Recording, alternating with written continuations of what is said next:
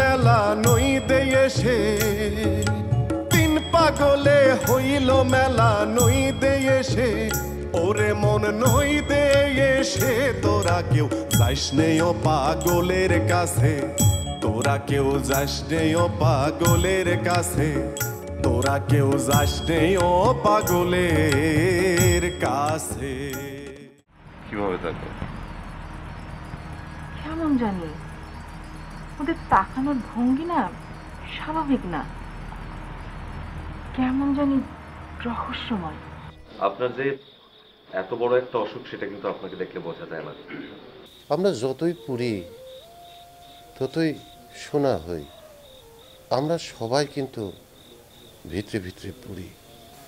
আপনারা খুব অদ্ভুতভাবে কথা বলেন, আসলে আপনারা কে?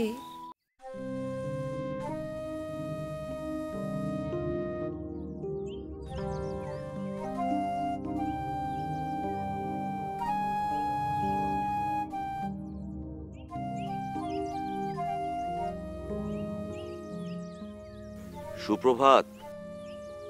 হ্যাঁ, সুপ্রভাত।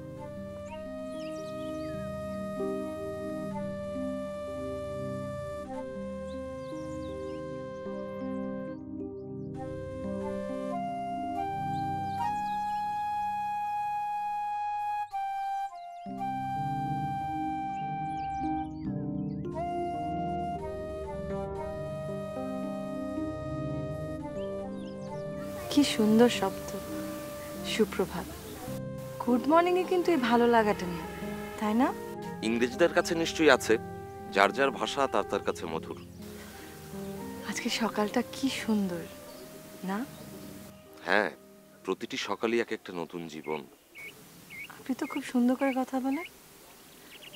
আপনি আসলে কি করেন? আমি কিছু করি না। মানে কি? আপনারা এমন রহস্য করে কথা বলেন কেন? আমি আসলে সকল কর্ম থেকে অব্যাহতি নিয়েছি, আমি শুধু আমার জীবনটা যাপন করছি। মানে কি? জীবন যাপন করতে হলে সব কর্ম থেকে অব্যাহতি নিতে হয়, আর যারা জীবন যাপন করে তারা কর্ম করে না? করে হয়তো, কিংবা হয়তো শুধুই কর্ম করে, জীবন নয়। একটু বুঝিয়ে বলবেন আপনার জীবন দর্শনটা আসলে কি? মানুষের জীবনের তো আলটিমেট কোনো উদ্দেশ্য নেই, তাই না? এক একজন মানুষ তার জীবনের এক এক রকম অর্থ দাঁড় করায়, কর্ম অনুসারেই দাঁড় করায়। কর্ম হচ্ছে একটা আইডেন্টিটি। আমরা বলি ও হচ্ছে কৃষক, ও দিনমজুর, ও রাজনীতিবিদ, ও ডাক্তার, ও ইঞ্জিনিয়ার, ও কবি, সাহিত্যিক, শিল্পী, তাই না? হ্যাঁ, তাই তো। আমার জীবনে এরকম কোনো আইডেন্টিটি নেই। এটা কোনো কথা হলো? মানুষের তো একটা উদ্দেশ্য থাকে, সে নিজেই হয়তো সেটা দাঁড় করায়। একটা স্বপ্ন তো থাকে মানুষের। হ্যাঁ, এক সময় আমারও এরকম অসংখ্য স্বপ্ন ছিল। কি আমি হতে চাইনি! নৌকার মাঝি থেকে বিমানের পাইলট পর্যন্ত নভোযানে চড়ে মহাকাশে যাওয়ার স্বপ্ন দেখেছি। তারপর ডাক্তার, ইঞ্জিনিয়ার, আর্মি অফিসার, কোনো কিছু হবার স্বপ্ন দেখাই বাকি রাখিনি। মজার ব্যাপার কি জানেন? আমি কিন্তু কবি সাহিত্যিক হওয়ার স্বপ্ন দেখেছিলাম। আচ্ছা, আর শেষ স্বপ্ন দেখেছিলাম একজন ফিল্ম মেকার হওয়ার। তারপর হলেন না কেন? আপনি জানেন, একজন ফিল্ম মেকার হতে গেলে তাকে জুতা সেলাই থেকে শুরু করে চণ্ডীপাঠ পর্যন্ত জানতে হয়। আমি সব জেনেছিলাম। একজন সফল চলচ্চিত্রকার হওয়ার জন্য সমস্ত সম্ভাবনাই আমার ভেতর ছিল। হলেন না কেন? হঠাৎ আবিষ্কার করলাম আমি আসলে কি হতে চাচ্ছি, কেন হতে চাচ্ছি। আমার জীবনটাই তো আমি জানলাম না। বানিয়ে হয়তো একটা কাহিনী আমি লিখতে পারি, সেটা শুটও করা যেতে পারে, কিন্তু তাতে লাভ কি? অসংখ্য চলচ্চিত্র তো প্রতি বছর হচ্ছে, তাতে লাভ কি? হয়তো আমার কিছু জনপ্রিয়তা হলো, অর্থ, খ্যাতি এসব হলো, কিন্তু আমি তো অর্থ, খ্যাতি এসব চাইনি। আমি চেয়েছি আমার জীবনকে আবিষ্কার করতে। আপনার না আসলে ফিলোসফার হওয়া উচিত ছিল। সেই সম্ভাবনা কিন্তু এখনো শেষ হয়ে যায়নি, সেই সম্ভাবনাটুকুই এখনো আছে। তা কি আবিষ্কার করলেন? কি বুঝলেন জীবন সম্পর্কে? সেই অন্বেষণে আছি।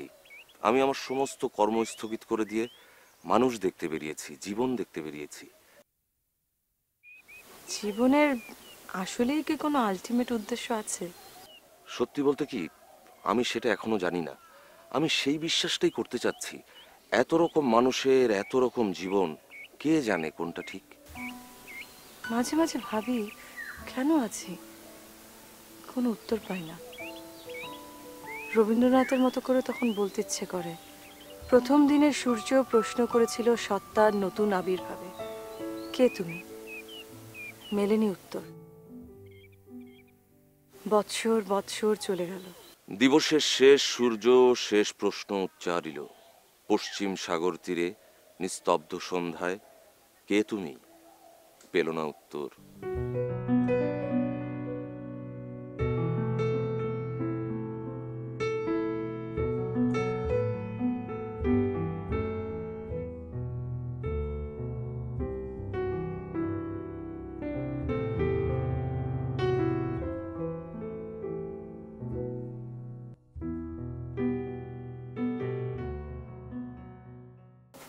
ইরা উঠেছে? উঠেছে কে? ও তো ঘুমায়নি। ঘুমায়নি? ও তো প্রায় সারা রাত জেগে থাকে। উফ, এই মেয়েটাকে নিয়ে আমি যে কি ভয়ে থাকি। তুমি আবুর মাকে বলো না ওর সাথে রাতে ঘুমাতে। বলেছিলাম, কিন্তু ও তো রাজি হয় না। তাহলে তুমি ওর সাথে ঘুমিও। আমাকেও থাকতে দেবে না। তার চেয়ে এক কাজ করেন, ওকে বিয়ে দিয়ে দেন। এই অবস্থায় বিয়ে? হ্যাঁ, একটা মানুষ সবসময় পাশে থাকা দরকার, তাহলে মানসিক শক্তি পাবে। তাছাড়া আপনিও তো ওকে নিয়ে সবসময় ছোটাছুটি করতে পারবেন না। আর চিকিৎসার জন্য যদি ওকে বিদেশ নিয়ে যান, তাহলেও তো একটা লোক দরকার হবে। কিন্তু ও কি এখন বিয়ে করতে রাজি হবে? রাজি না হলে বলে কয়ে জোর করে হলেও রাজি করাতে হবে। সবসময় তো ওর কথা শুনলে হবে না। আর ছেলেটাই এখন পাচ্ছি কোথায়? তমালকে আপনার কেমন লাগে?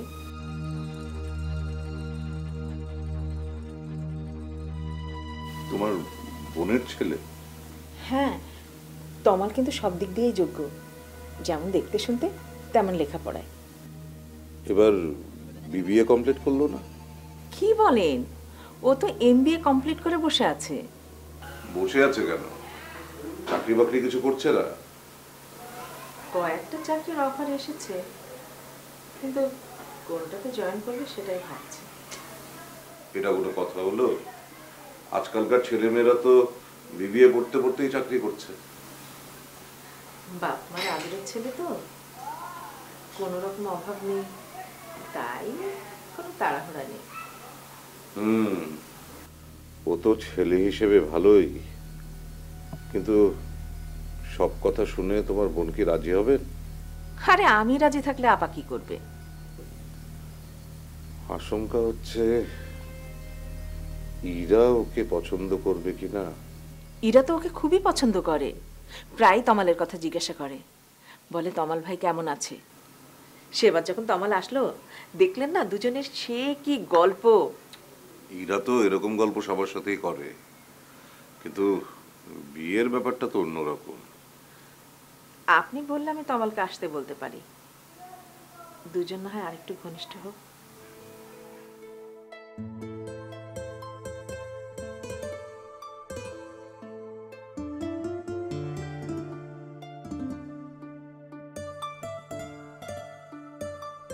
জানেন, আমি কিন্তু এখন এক অর্থে এত প্রশ্নের উত্তর খুঁজিও না। আমি এখন আর এই প্রশ্নের উত্তর খুঁজি না যে কেন আছি। আছি এটা তো সত্যি, এবং এই থাকাটা নিয়ে আমার আনন্দ। আমি আমার সমস্ত অস্তিত্ব নিয়ে এই মহাকালে আছি। আমি মহাকালের ভেতরে আছি, অথবা মহাকাল আমার ভেতরে। ওহো, আপনার এই কথাটা তো আমার ভেতরে কাঁপন ধরিয়ে দিল। আমি এই মহাকালের ভেতরে আছি, অথবা এই মহাকালই আছে আমার ভেতরে। হ্যাঁ, দেখুন, চারপাশের জগতের সাথে আমাদের কিন্তু কোনো পার্থক্য নেই। এই যে আলো, শূন্যতা, পানি, বৃক্ষরাজি, সব কিছুই তো বস্তু। সেই অনুযায়ী আমিও এক টুকরো বস্তু। হ্যাঁ, আমরাও এক প্রকার বস্তু। তাহলে চারপাশের বস্তুরাজির সাথে আমাদের পার্থক্য কি? চৈতন্যে।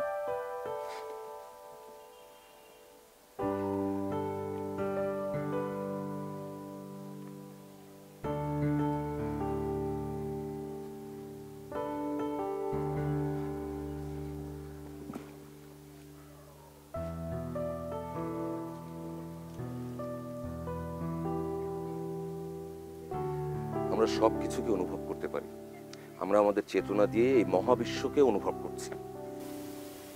এই মহাবিশ্ব নিশ্চয় আমাদেরকে অনুভব করছে। হ্যাঁ, হয়তো করছে। না করলে আমাদেরকে সৃষ্টি করলো কি করে?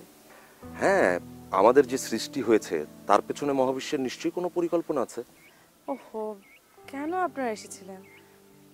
কেন যে সকালবেলা আপনার সাথে দেখা হলো? নিশ্চয়ই এর পেছনেও এই মহাবিশ্বের কোনো পরিকল্পনা আছে। হ্যাঁ, আপনি জানেন আমার মায়েরও না আমার এই রোগটা ছিল। হ্যাঁ, কাল আপনার বাবা বলছিলেন আপনার মা নাকি মানসিক ভারসাম্য হারিয়ে ফেলেছিলেন। আমার আম্মু সুইসাইড করেছিল।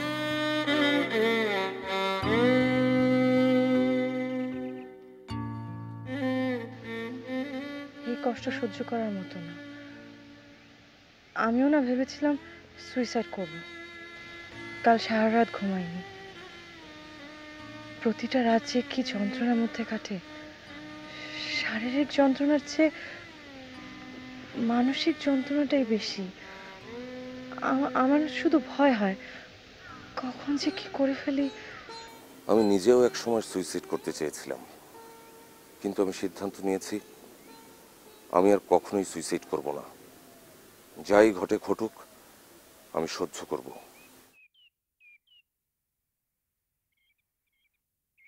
আপনাকে একটা অনুরোধ করি,